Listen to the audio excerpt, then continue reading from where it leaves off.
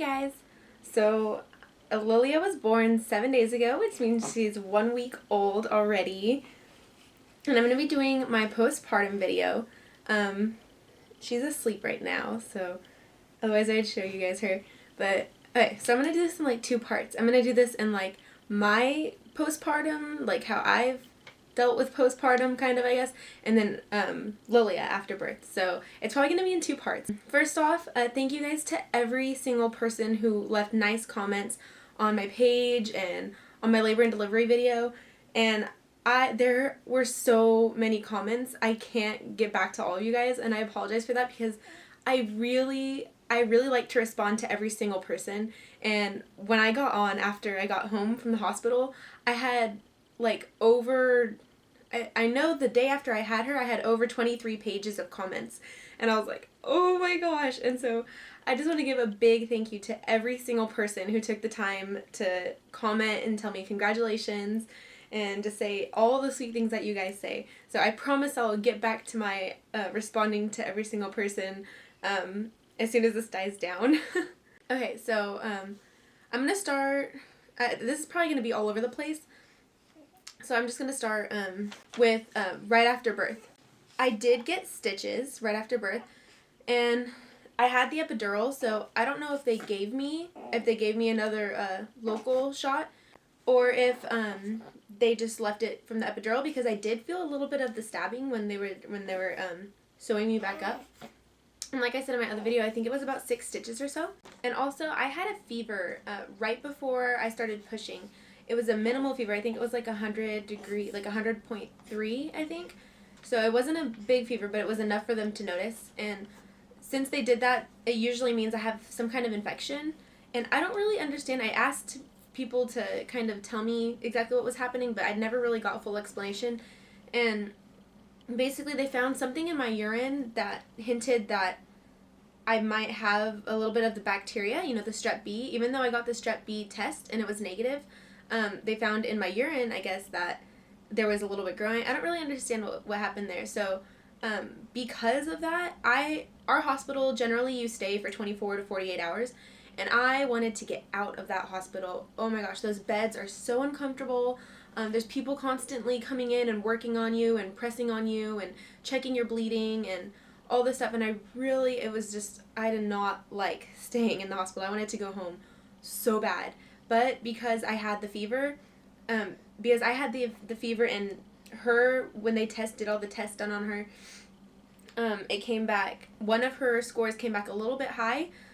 They made us stay the full 48 hours. And then one of the other nurses told me that generally if you breastfeed, you'll stay in there for 48 hours. And because I was breastfeeding, that's why the test was high. So that was kind of lame. I really wanted to go home 24 hours after I had her, but we had to stay the 2 days. Post-delivery, the contractions, because you still have contractions after you deliver, but I didn't start feeling them until I started, until I got moved to the postpartum room and everything. I don't know if it's just that too much other stuff was going on and I didn't notice them before, but they're not bad at all. It's like an achiness. It's kind of like a period cramp, but it's more achy. That's what it felt like to me anyway. And everything that I'm talking about is just my experience. Everyone else's might be different, or someone else's might be different, so don't take it based on what I'm saying. This is just this is what happened with me. So the post-delivery contractions, like I said, they weren't that bad. Most of the time it happened when I was breastfeeding, and I would just get a lower back pain, and I would get like a contracting feeling, just like period cramping, I guess, in my front. And that was one of the main parts of breastfeeding that was very uncomfortable, but that only lasted maybe 2 days. I don't feel them anymore. I don't know if other people feel them, but I don't feel at all the contractions anymore. So after you deliver, you have to do like a series of things every time you get up to go to the bathroom. So right after I had her, they put an ice pack on me underneath, like they didn't even put underwear on me yet. They just like had me sit on an ice pack. And then she made me get up to go to the bathroom, and that's painful. Let me tell you, that is so painful to get up and walk after you had her, because you are so swollen, and oh my gosh, the main part is just the swelling. and you're bleeding like crazy. Like, I ruined my socks. When I got up to go to the bathroom, like, I was holding all the stuff there so it wouldn't, or the nurse was holding all the stuff, and they kind of assist you to the bathroom. And I went to go sit down and I moved the stuff for like 2 seconds, and I ruined my socks. I got blood all over them, and it dripped down my leg. Oh, it was disgusting. But that's like the worst part. The entire labor and delivery experience after I had her was the worst part. It was the worst. I had stitches, but I can't feel them. I can only feel them. I just know, and I can feel that it hurts, but I can't touch the stitches. Well, I don't think. I don't really reach back there to check. After is just the worst part for me. And so every time you go to the bathroom, they give you these mesh underwear, which I wore until like the day after I got home. I brought home some of the underwear with me, and I wore those. So first you wear these big diaper things, and it doesn't like strap around. It's just like a big, like thick pad that goes underneath and all the way back. And then you have to do, eventually you can just get to normal pads. But they give you this stuff, and this is what you're supposed to do. I don't know if every hospital is different, so I don't know if they all have this same exact stuff. But after you go to the bathroom, you have 3 things that you have to do. So first 3 things that you have to use. Okay, well, before you go, they give you this water bottle, and it's just like a water bottle. There's still some water in it. And you fill it up with warm water. And then after you go to the bathroom, you just like spray, like you just go like that, and all the water will come out, and it'll just spray on everything underneath. And it feels so good because you can't wipe because you're so swollen, and it's just, oh my gosh, it's so painful. But you can't wipe, so you have to kind of pat down. So first you rinse off with this, and then you take some toilet paper, and then you kind of just dab, like barely, you just kind of like get off everything that you can get off, I guess. So you use this, and then you take this.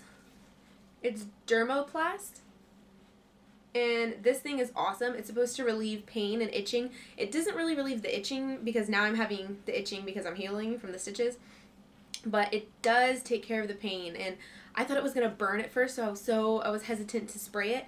But spraying it feels so much better. It makes you feel, especially if you have stitches, it makes everything feel a lot better. So you spray this on you, and then you have these little pads, the pre-moisture or pre-moistened pads. But this is just the general thing, and they're a very thin, moist pad. And you put them on your pad that you're wearing. At first I was putting about 3 on, and now I'm just down to like 1. And I don't really even need 1. It's just more for, I don't know. They're just these thin, moist pads. And you just put them on top of your pad, and oh my gosh, it feels so good because they're cold. And so it helps with the swelling, and it's just awesome. Like, I love those. I'm still wearing those. Okay, the bleeding after was horrible. Right after, for the first 2 or 3 days, it was pretty bad. No, for the first 2 days, it was pretty bad. And after that, it slowly got better. And now it's 7 days after, and I'm still bleeding a little bit, but not even like a period. It's not even, it's just hardly anything. So I just wear a thin pad, and I wear one of those moistened pads, and I'm good. It's not bad at all anymore. And I'm not really sore anymore. Sometimes if I move a certain way, it'll be like, oh, ow. But for the most part, it's just, I'm good. Okay, the hospital provides you with everything. Like, I know you guys all told me not to bring some of the stuff that I did bring, and you guys are right. I should have just, like, not brought all the stuff. But my hospital had, the clothes for her to wear. She didn't wear one single outfit until we brought her home. That's when we finally put an outfit on her. She just wears, like, this long sleeve, shirt. It's not even a onesie. While she's at the hospital, it makes it easy to change diapers. And they have diapers. They have the nipple cream, the Lancino nipple cream. I don't know if they all have that. And they have wipes. They have, I don't know. They just have everything. Like, you really don't need to bring that much stuff at all. I'm kind of glad I did bring it, just because I knew in my head that if they didn't have something, then I would have it. But for the most part, they had everything. But the